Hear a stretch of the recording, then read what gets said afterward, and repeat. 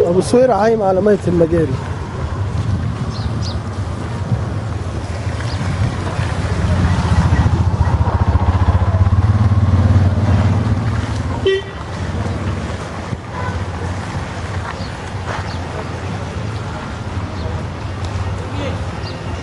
جاي يا نجم.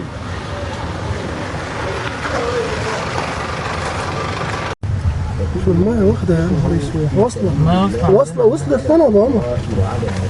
وصلت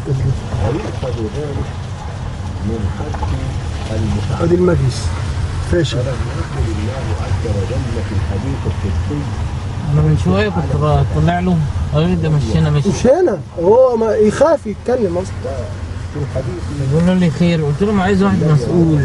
لو انت جيت لهم الصبح، جيت له الصبح قالوا لي ده مش هنا ومش هيقدر يعمل حاجه، خلاص يمشي. قال لي خير، قلت له عايز يجي يشرب من الميه دي. الميه دي حلوه على فكره، مش ميه مجاري، ميه حلوه. ميه حلوه. ميه بيقول لك الحنفيات مكسوره، الحنفيات متكسره. طب ما تودوا لهم حنفيات. بص انا بقول لك المساجين بتكسرها. طب وانت ليه تدخل الحنفيات عند المساجين؟ مثلا من امتى المساجين يبقى عندها الحنفيات؟ الحنفيات بتبقى بره وانت بتطلعها.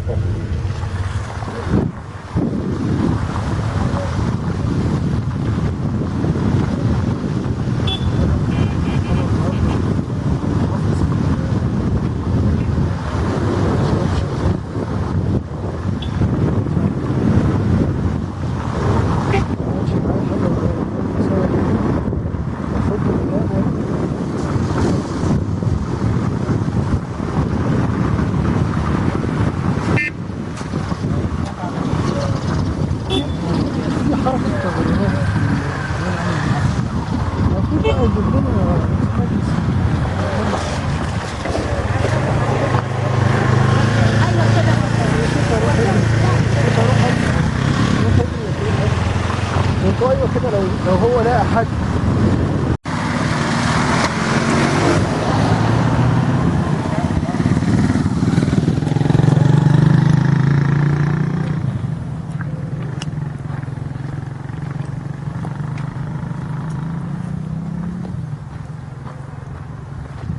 حتى مفيش مكان نمشي منه.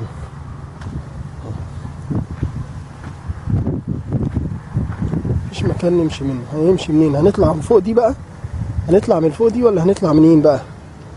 حسبي الله ونعم الوكيل.